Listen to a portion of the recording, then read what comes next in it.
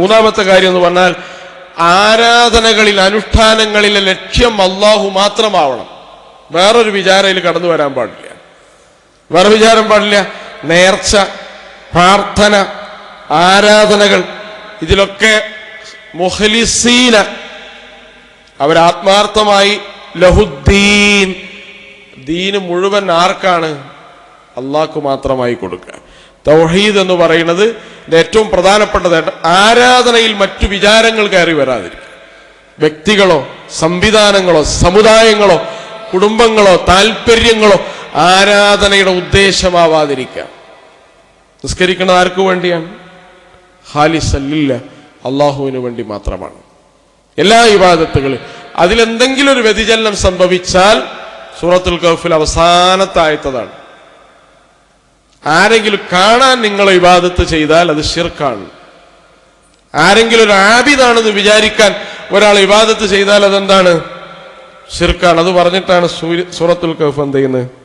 അവസാനിക്കുന്നത്. ശിർക്കിനെ കുറിച്ച് എല്ലാ വെള്ളിയാഴ്ച ഇത് ജാഗ്രതപ്പെടുത്തുന്നുണ്ട്. മനസ്സിലാക്കി ഓതിയാൽ ശിർക്കിനെ കുറിച്ചുള്ള ജാഗ്രത ഈ അധ്യായം നമുക്ക് നൽകുന്നുണ്ട്. അതുപോലെ തന്നെ അഞ്ചാമത്തെ കാര്യം എന്ന് പറഞ്ഞാൽ തൗഹീദ് നമ്മൾ മനസ്സിലാക്കലും മറ്റുള്ളവർക്ക് മനസ്സിലാക്കി കൊടുക്കലും നമ്മുടെ ബാധ്യതയാണ്. ഞാൻ തൗഹീദിനെ കുറിച്ച് പഠിക്കുക മാത്രമല്ല, എൻ്റെ ഭാര്യ, എൻ്റെ മക്കൾ, എൻ്റെ ഭർത്താവ്, എൻ്റെ മക്കള്, എൻ്റെ കുടുംബം, ഞാൻ ചെലവിന് കൊടുക്കാൻ ബാധ്യതപ്പെട്ട ആരൊക്കെയുണ്ടോ അവർക്ക് ചെലവ് കൊടുക്കുന്നത് പോലെ ബാധ്യത ഉള്ളതാണ് തൗഹീദ് പഠിക്കലും പഠിപ്പിക്കലും. മക്കൾക്ക് അന്നം കൊടുക്കുന്നത് പോലെ നിർബന്ധമാണ് മക്കൾക്ക് തൗഹീദും മനസ്സിലാക്കി കൊടുക്കുക. അതുകൊണ്ടാണ് ഹദ്റത്ത് ലുഖ്മാൻ അദ്ദേഹത്തിന്റെ ഉപദേശത്തിൽ ആദ്യം പറയണത് എന്താണ്? തൗഹീദിനെ കുറിച്ചാണ്. വലാ തുശ്രിക് ബില്ലാഹി ശൈഅ, അല്ലാഹുവിൽ നീ ഒന്നിനെയും പങ്കു ചേർക്കാൻ പാടില്ല. ഇന്ന ശിർക ലദുൽമുൻ അളീം. ശിർക്ക് ആദ്യം മകന് കൊടുക്കേണ്ട ഉപദേശം മോനെ ഭക്ഷണം കഴിച്ചോന്നല്ല, അല്ലാഹുവിനെ മാത്രം ഇബാദത്ത് ചെയ്യൂ എന്നതാണ്. കാരണം അതാണ് ഏറ്റവും പ്രധാനപ്പെട്ട കാര്യം. അതുകൊണ്ട് തൗഹീദ് പഠിക്കലും പഠിപ്പിക്കലും ഒരാൾക്ക് ബാധ്യതയുണ്ട്. സ്വന്തം മനസ്സിലാക്കിയാൽ പോരാ, താൻ അന്നം കൊടുക്കാൻ ബാധ്യതപ്പെട്ട ആരൊക്കെ ഉണ്ടോ അവർക്ക് തൗഹീദ് പറഞ്ഞു കൊടുക്കൽ ബാധ്യത. അതില്ലെങ്കിൽ പടച്ചറബ് എന്ത് ചെയ്യും? ചോദിക്കും. അവസാനമായി തൗഹീദ് മനസ്സിലാക്കി ജീവിക്കുമ്പോൾ സ്ഖലിതങ്ങളൊക്കെ സംഭവിക്കും, വീഴ്ചകൾ സംഭവിക്കും. ആ സമയത്ത് പടച്ച റബ്ബിനോട് മാത്രം ഇസ്തിഗ്ഫാർ തേടുക. തൗഹീദിൽ അടിയുറച്ചു നിൽക്കുന്ന ആളുകളുടെ ലക്ഷണമാണ് ഇസ്തിഗ്ഫാർ അധികരിപ്പിക്കുക എന്നത്. എല്ലാ പ്രവാചകന്മാരും ഇസ്തിഗ്ഫാർ അധികരിപ്പിച്ചവരാണ്. നബി തിരുമേനി സല്ലല്ലാഹു അലൈഹി വസല്ലം പറയാൻ, ഒരു ദിവസം ഞാൻ 100 തവണ അള്ളാഹുവിനോട് പൊറുക്കലിനെ തേടും. ആര്? അഫഇം മിത്ത ഫഹുമുൽ ഖാലിദൂൻ.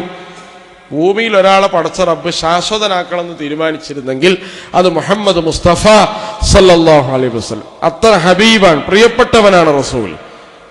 റസൂൽ എങ്ങളും മരിക്കാനുള്ളതാണെങ്കിൽ പിന്നെ ഭൂമിയിൽ ഞാൻ ആരെയാണ് വെക്കുക എന്ന് ചോദിക്കുന്നുണ്ട് അള്ളാഹു. അതാ സ്നേഹത്തിന്റെ ഒരു ചോദ്യമാണ്, പ്രകടനമാണ്. അങ്ങനെയുള്ള റസൂൽ സല്ലല്ലാഹു അലൈഹി വസല്ലം ഒരു ദിവസം 100 തവണ അള്ളാഹുവിനോട് പൊറുക്കലിനെ തേടണമെങ്കിൽ ആ പാപങ്ങൾ സംഭവിച്ചിട്ടല്ല, ജാഗ്രതയാണ്.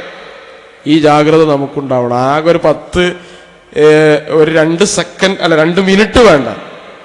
100 തവണ ഒരാൾക്ക് അസ്തഗ്ഫിറുല്ലാഹ് എന്ന് പറയാം. ഇത് റസൂൽ സല്ലല്ലാഹു അലൈഹി വസല്ലം.